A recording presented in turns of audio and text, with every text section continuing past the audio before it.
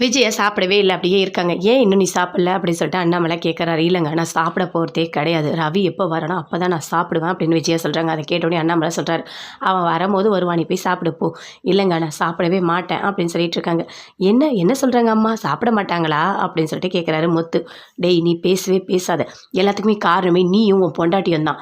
"என்ன அத்தை என்ன சொல்கிறீங்க?" அப்படின்னு மீனா சொல்கிறாங்க. "ஆமாம், பின்ன வேற என்ன, உன்னால் தானே பிரச்சனை வந்தது, அதனால தானே ரவி வீட்டை விட்டு போனான்" அப்படின்னு சொல்லிட்டு நடந்த எல்லாத்தையுமே சொல்கிறாங்க. கோவமா வருது மீனாக்கு. "இங்கே பாரு, அப்பயே நான் சொன்னேன், இவனை கூட்டிகிட்டு வராத. இவன் எங்கே வந்தாலும் அங்கே ஒரு பிரச்சனை கண்டிப்பாக வரும்னு எனக்கு தெரியும். ஆனாலும் என் பேச்சை கேட்காம முத்துவை கூட்டிகிட்டு வந்தீங்கல்ல, அதனால தான் இவ்வளோ பிரச்சனை" அப்படின்னு சொல்லிட்டு விஜயா பயங்கரமாக ஃபீல் பண்ணுறாங்க. "யார் சொன்னாலும் சரி, நான் கண்டிப்பாக சாப்பிடவே மாட்டேன். ரவி வந்தால் தான் நான் சாப்பிடுவேன்" அப்படின்னு சொல்லிட்டு விஜயா பயங்கரமாக டென்ஷனோட உள்ளே போயிட்டாங்க.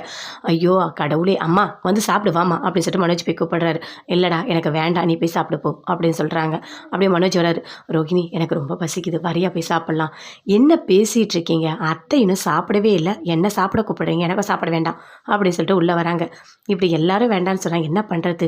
ஐயோ கடவுளே அப்படின்னு சொல்லிட்டு அப்படி யோசிச்சுட்டு இருக்காரு. போய் சாப்பாட்டெல்லாம் பார்க்குறாரு. ஐயோ நல்ல வாசனையாக வருது, ஒரே பிரியாணி வாசனையாக வருது. "ஆமாம், நீ என்ன பிரியாணி பண்ணியிருக்கியா?" அப்படின்னு சொல்லிட்டு மீனா கிட்ட கேட்குறாரு. "இல்லையே, நான் அதெல்லாம் பண்ணலை, சாதாவாக தான் சமைச்சிருக்கேன்" அப்படின்னு சொல்லிட்டு இருக்காங்க. "அப்போ என்ன வாசனை இப்படி வருது?" அப்படின்னு சொல்லிட்டு அப்படியே வாசனை பிடிக்கிறாரு. அதுக்குள்ளே முத்து வராரு. நல்லா பக்கெட்டு ஃபுல்லாக பிரியாணி எல்லாமே வாங்கிட்டு வர்றாரு. வாழை இலை எல்லாமே வாங்கிட்டு வந்தோன்னு சொல்கிறாரு. "இங்கே பாருங்க, நான் பிரியாணி வாங்கிட்டு வந்திருக்கேன்" அப்படின்னு முத்து சொல்கிறாரு. விஜயா உள்ளேருந்து அப்படியே கேட்டுகிட்டே இருக்காங்க. "என்ன திடீர்னு பிரியாணி?" அப்படின்னு சொல்லிட்டு அண்ணாமலை சொல்கிறாரு. அதுக்கு முத்து சொல்கிறாரு, "இங்கே பாருப்பா, இது எதுக்கு தெரியுமா? இந்த பிரியாணியை நம்ம மனசில் எதை நினச்சி சாப்பிட்டாலும் உடனேயே நிறைவேறுமா" அப்படின்னு சொல்கிறாரு முத்து. இதெல்லாம் விஜயா கேட்டுட்டு இருக்காங்க. "என்ன அத்தை, ரொம்ப பசிக்குதா, சாப்பிடணும் போல இருக்கா?" அப்படின்னு சொல்லிட்டு ரோகிணி கேட்குறாங்க. "ஆமாம், எனக்கும் அப்படி தான் தோணுது" அப்படின்னு சொல்லிட்டு இருக்காங்க விஜயா. முத்து, மீனா 2 பேருமே சேர்ந்து பெரிய வாழையெல்லாம் போட்டு நல்லா பிரியாணி எல்லாமே வச்சுட்டாங்க. சிக்கன் 65, முட்டை எல்லாமே வச்சுட்டாங்க. "யாருக்கு வேணுமோ வந்து சாப்பிட்லாம், ஒன்றும் பிரச்சனை இல்லை. ஆனால் அவங்க நினச்சது நடக்கும்" அப்படின்னு சொல்கிறாரு. நானும் சாப்பிட வரேன்" அப்படின்னு சொல்லிட்டு அப்படியே வராங்க. விஜயா வந்து நல்லா கட்டுன்னு கட்டுறாங்க. நல்லா சாப்பிட்றாங்க. அதை பார்த்தோன்னே முத்து பயங்கரமாக சந்தோஷப்படுறாரு. சாப்பிட்டு முடிச்சிட்டோம். உள்ளே போனவொடனே கேட்குறாங்க மீனா, "ஆமாம், அத்தை சாப்பிட்லன்னா ஒரு நிமிஷம் கூட உங்களால் தாங்க முடியலையே.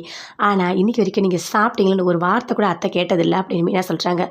ஏன்னா அவங்க கேட்குறாங்களோ இல்லையோ, ஆனால் எனக்கு முதல் சாப்பாடு ஊட்டினது எங்கள் அம்மா தானே அப்படின்னு சொல்லிட்டு முத்து ஒரு மாதிரி ஃபீல் பண்ணுறாரு. அதை மீனாவும் பார்க்குறாங்க. சுருதி சாப்பாடு ஆர்டர் பண்ணிட்டு அப்படி இருக்காங்க. அதுக்குள்ளே ரவி எடுத்துகிட்டு வராரு. எடுத்துகிட்டு வந்தோடனே, "நீங்கள் எதுக்கு இங்கே வந்தீங்க?" அப்படின்னு சொல்லிட்டு கேட்குறாங்க. "நீ ஆர்டர் பண்ண ஃபுட்டு அதை கொடுக்கறதுக்காக நான் வந்திருக்கேன்" அப்படின்னு ரவி சொல்கிறாரு. கொடுக்குறாரு. அப்படியே பார்க்குறாங்க, சாப்பிட்றாங்க.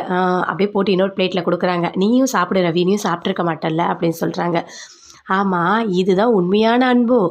என்ன மோதல்லையும் ஒரு காதல் இருக்க மாதிரி இருக்குது" அப்படின்னு ரவி சொல்லிட்டு பயங்கர சந்தோஷத்தோடு சாப்பிட்றாரு. அப்படியே ரொம்ப சுருதியும் சாப்பிட்றாங்க. "நீ இல்லாமல் நான் போக மாட்டேன், கண்டிப்பாக நான் வீட்டுக்கு போக மாட்டேன்" அப்படின்னு ரவி சொல்கிறாரு.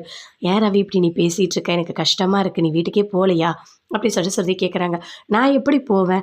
2 பேரும் சேர்ந்து தான் போகணும், எப்போவுமே 2 பேரும் ஒத்துமையாக தான் இருக்கணும், நான் உன்னை விட்டுட்டு தனியாலாம் போக மாட்டேன்" அப்படின்னு சொல்லிட்டு அவ்வளோ சந்தோஷப்பட்டாங்க சுருதி. 2 பேருமே சேர்ந்து ரொம்ப சந்தோஷமாக பேசிகிட்டு இருக்காங்க. கோபம் எல்லாமே போயிடுச்சு.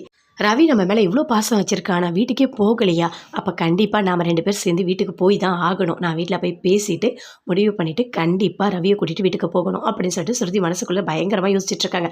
"என்ன யோசிச்சுட்டு இருக்க?" அப்படின்னு ரவி கேட்குறாரு. "ஒன்றும் இல்லை ரவி, நீ சாப்பிடு."